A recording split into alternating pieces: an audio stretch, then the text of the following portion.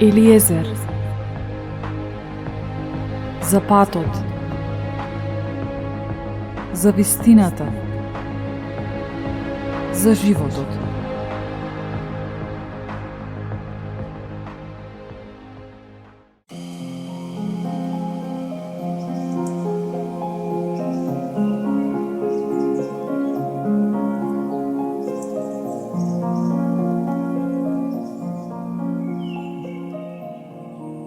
Драги поединци кои сакате да го подобрите вашиот живот, да го трансформирате преку обновување на умот.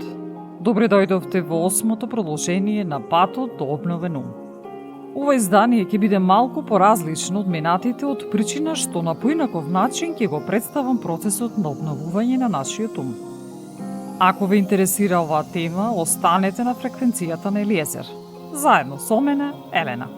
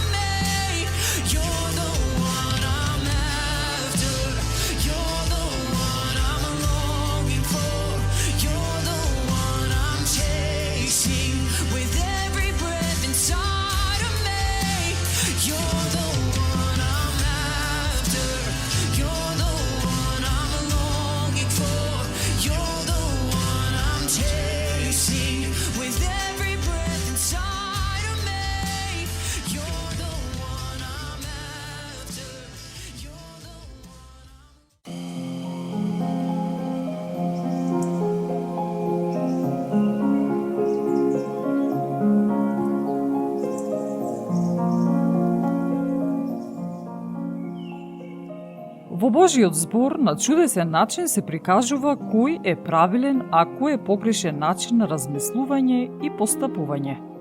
Имено во 12-тата глава од секој дел од почетокот на Новиот Завет, па сето послание на апостол Павле до римјаните, Исус Христос укажува на она што е погрешно.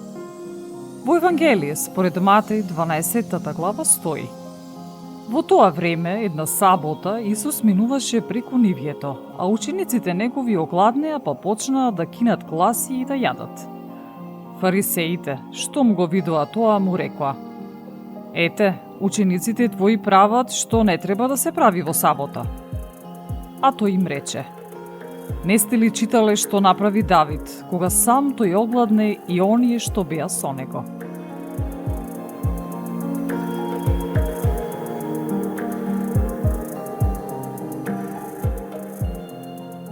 Во Евангелие според Марко во истата глава е наведено: И почна да им говори во параболи. Еден човек насади лозје и го загради со плот, па ископа бунари со зида кула и откако им го предаде на лозарите, си отиде. А кога дојде времето, испрати ке лозарите еден слуга, за да го прибере од нив плодот на лозјето. Но, тие го фатија слугата, го натепа и го испратија празен.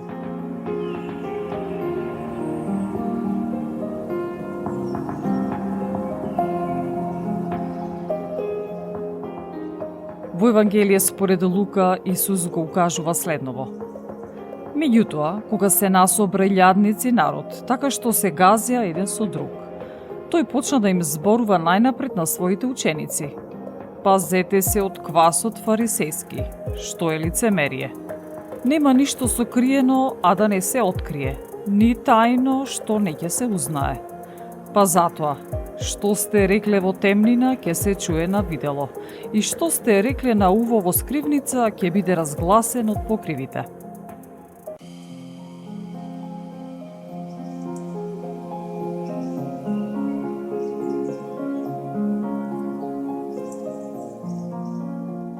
Во Евангелие според Јован пишува: на 6 дни пред Пасха дојде Исус во Витанија, каде што беше умрениот Лазар кога го воскресна од мртвите.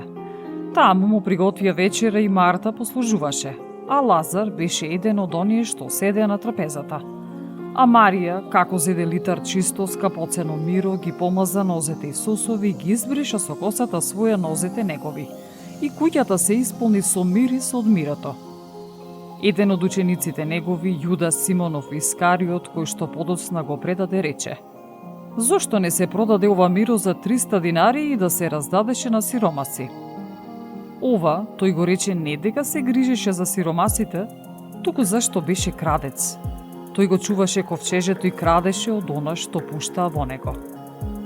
А Исус рече: оставете ја, таа го запазила тоа за денот на моето погребение. Оти сиромасите ги имате секогаш покрај себе, а мене ме немате секогаш.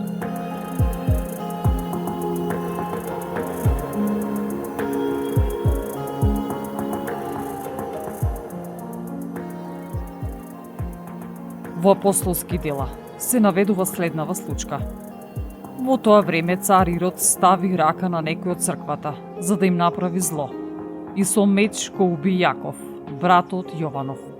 А кога виде дека тој им се свиде на јудејците, го фати и Петар.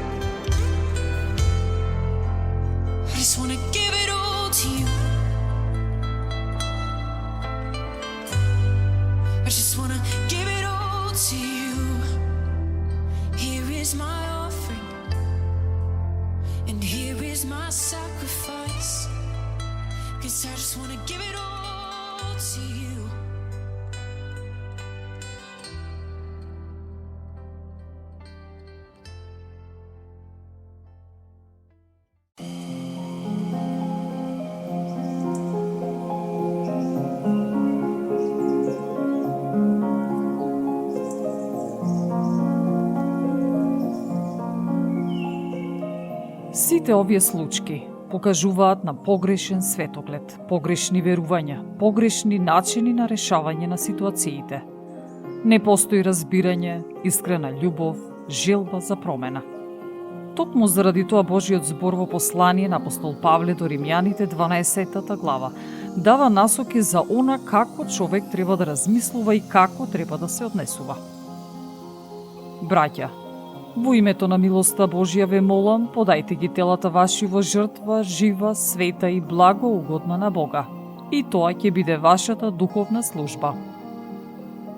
И не управувајте се според овој век, туку трансформирајте се преку вашиот обновен ум, за да можете да дознаете која е добрата, угодна и совршена Божја волја.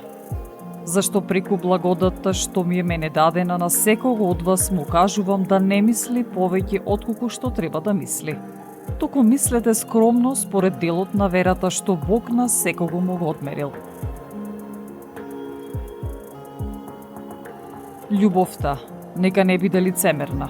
Отстранувајте се од злото, прилепувајте се кон доброто. Еден спрема друг бидете љубезни со братска љубов. Надпреварувајте се во почитувањето еден кон друг. Во усрдноста да не сте мрзливи, духот да ви биде пламенен, служете му на Господа, бидете радосни во надежта, во маката бидете трпеливи, а во молитвата постојани. Помагајте им на светиите во нивните потреби и трудете се да бидете гостопримливи. Благословувајте ги оние што ве гонат. Благословувајте ги, но не и да ги колнете. Радувајте се со радосните и плачете со расплаканите.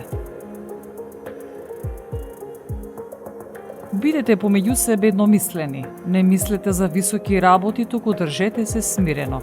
Не мислете дека сте мудри. И никому не враќајте зло за зло. А размислувајте за тоа што е добро пред сите луѓе. Ако е можно, доколку тоа зависи од вас, бидете во мир со сите луѓе. Не одмаздувајте се возлюбени за себе, туку дајте му место на Божиот гнев. Оти е напишано: Одмаздата е моја, јас ќе отплатувам, вели Господ. И така, ако непријател твој гладен, нахрани го, ако е жеден, напој го, оти правејќи го тоа ти ќе му натрупаш жар на главата некога. Не дозволувај злото да те победи, туку победи го злото со добро.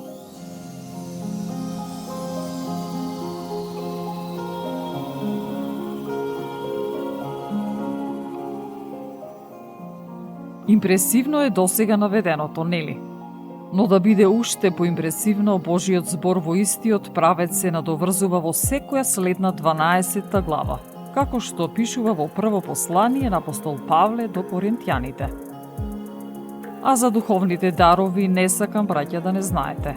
Знаете дека кога бевте незнабожци, се влечевте при немите идоли, како да ве водеа. Затоа ви кажувам дека никој кој зборува преку Божиот дух не фрла анатема на Исус и никој не може да го нарече Исус Господ освен преку Светиот Дух. Постојат разни дарови, но Духот е еден ист. Има разни служби, но Господ е еден ист. И разни сили постојат, но Бог е еден ист, кој врши се во се.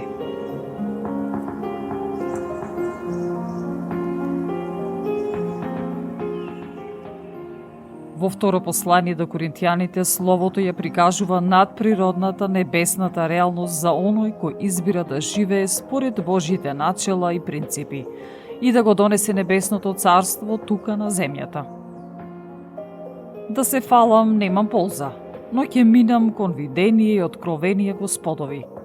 Знам еден човек во Христос кој пред 14 години со тело ли, не знам, без тело ли, не знам, Бог знае, беше грабнат и однесен до третото небо. И знам дека тој човек со тело ли или без тело, не знам, Бог знае, беше грабнат и однесен во рајот и дека чул неискажливи зборови, кои што човек не може да ги искаже.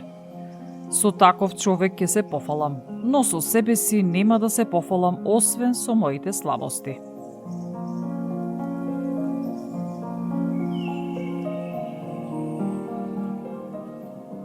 А во послание на апостол Павле до евреите се завршува со следново: Затоа и ние, имајки толку многу сведоци, да отфрлиме од себе си секакво бреме и грев, што лесно не обкружува, и со трпеливост да побрзаме кон предстојната борба. Имајки го пред очи началникот и завршителот на верата, Исус, кој поради неговата идна радост претрпе крст, откако го презре срамот и седна од десната страна на престолот Божи. Помислете пак на оној кој од грешници претрпе над себе си таква поруга, та да не ви дотегне и да не опаднете духом. Во борбата против гревот уште не сте се противеле до крв. Исти ја заборавили утехата која вам, како на синови, ви зборува. Сине мој, не презирај дисциплината од Господа и не опаѓај со духот, зашто Господ го дисциплинира оној кого што го сака. Го дисциплинира секој син кого што го прима. Затоа, исправете ги премалените раце и ослабените колена. И со нозете своји направете си прави патеки, та она што е хромо да не се отклони, туку поскоро да се исцели.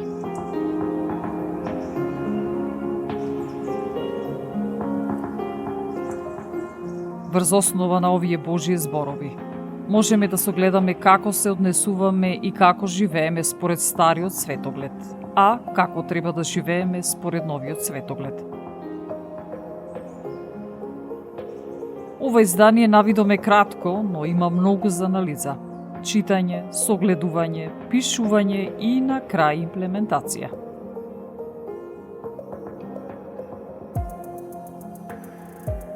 Почитувани, Божјата мудрост да ви даде дух на расудување, да ви открие вистината и со тоа да се трансформирате преку обновување на вашиот ум. Секое добро!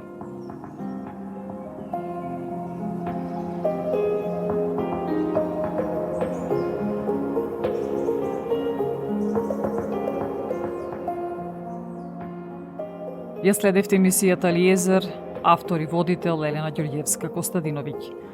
Под покровителство и во соработка со Господ Исус Христос и Светиот Дух.